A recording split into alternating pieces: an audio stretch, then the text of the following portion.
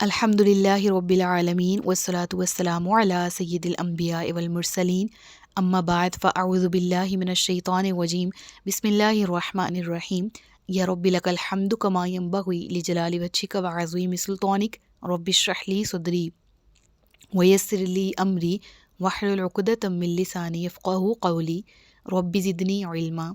السلام علیکم ورحمۃ اللہ وبرکاتہ۔ پارہ نمبر 30 سورۃ عبسہ، اردو ترجمہ اور تفسیر۔ گزشتہ سبق میں ہم نے اس کا تعارف پڑھا، اور اگر وہ لیکچر آپ نے نہیں سنا تو وہ لیکچر بہت زیادہ امپورٹنٹ ہے۔ تعارف میں ہم نے شان نزول دہرایا تھا، اور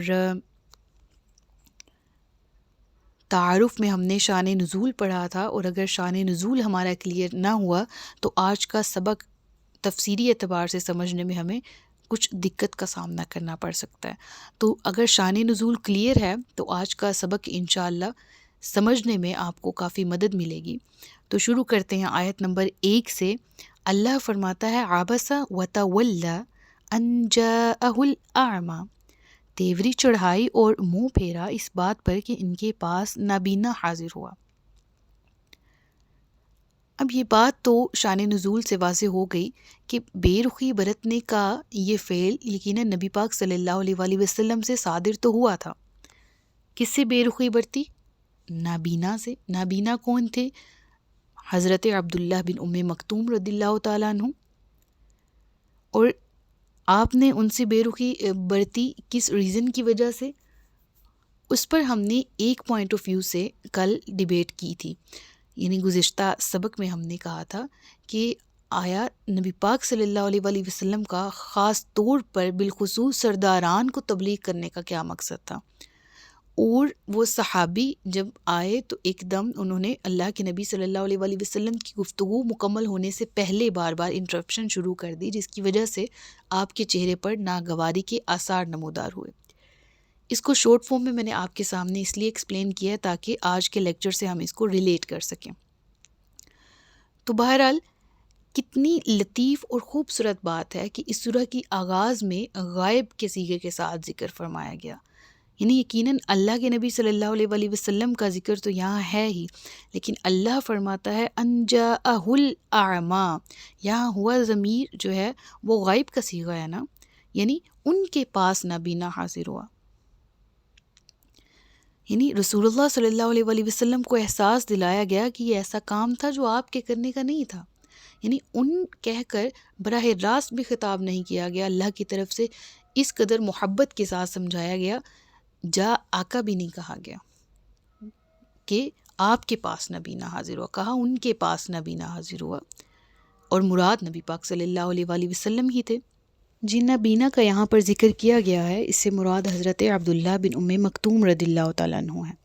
اور شان نزول والے سبق میں ہم نے یہ پڑھ لیا تھا کہ نبی پاک صلی اللہ علیہ وآلہ وسلم نے سرداران قریش کو جب تبلیغ کی تو کیوں اتنا توجہ کے ساتھ وہ اپنی تبلیغ میں محو تھے، اس کے پیچھے ریزن کیا تھی سرداران کو دین اسلام کا تعارف دینے میں۔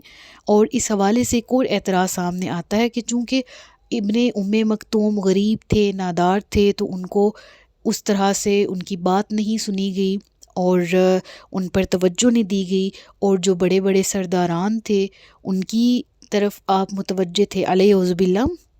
تو اس اعتراض کا بھی یہ جواب ہے کہ حضرت عبداللہ بن ام مکتوم رضی اللہ تعالیٰ عنہ حضرت خدیجہ کے پھوپھی زاد بھائی تھے، یعنی ام مکتوم جو ہیں یعنی آپ کی والدہ، وہ حضرت خدیجہ کے والد خویلد ان کی بہن تھی، دونوں آپس میں بہن بھائی تھے۔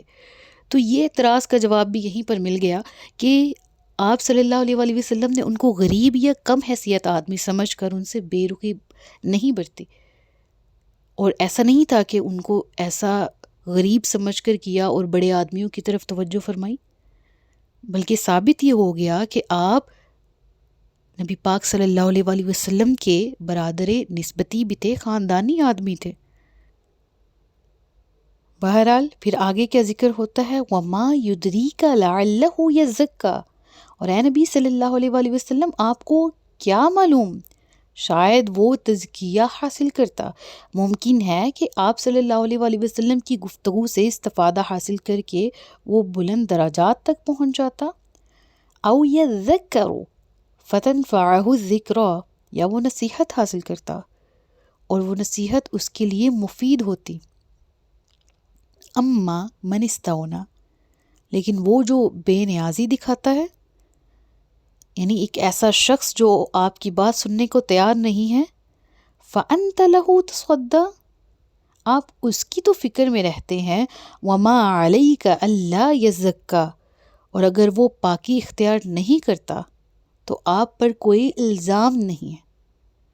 وَأَمَّا مَنْ جَاءَكَ يَسْعَىٰ، اور وہ جو آپ صلی اللہ علیہ وآلہ وسلم کے پاس دوڑتا ہوا آیا ہے، وَهُوَ يَخْشَىٰ، اور اس کے دل میں خشیت بھی ہے، اللہ کا خوف بھی ہے،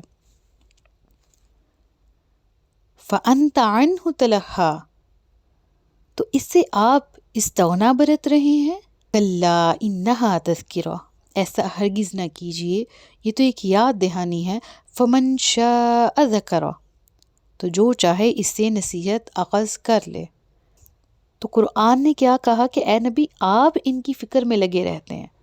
اب آیت نمبر 7 دیکھیے نا، وما علیک الا یزکی، اگر وہ پاکی اختیار نہیں کرتا تو آپ پر کوئی الزام نہیں، یعنی جن کو آپ چاہتے ہیں کہ یہ اسلام قبول کریں اور اسلام کو تقویت ملے، یہ اسلام کی طرف راغب نہیں ہے۔ جبکہ مکتوم کا ذکر کیا تو کیا فرمایا کہ وہ جو آپ کے پاس بھاگتا ہوا آیا ہے اس کے دل میں خشیت ہے، یعنی اس انداز سے اللہ رب العزت نے نبی کریم صلی اللہ علیہ وآلہ وسلم کو مخاطب فرمایا اور آپ کو تلقین فرمائی۔ یقیناً اس سے ہمیں بھی بہت کچھ سیکھنے کو ملتا ہے۔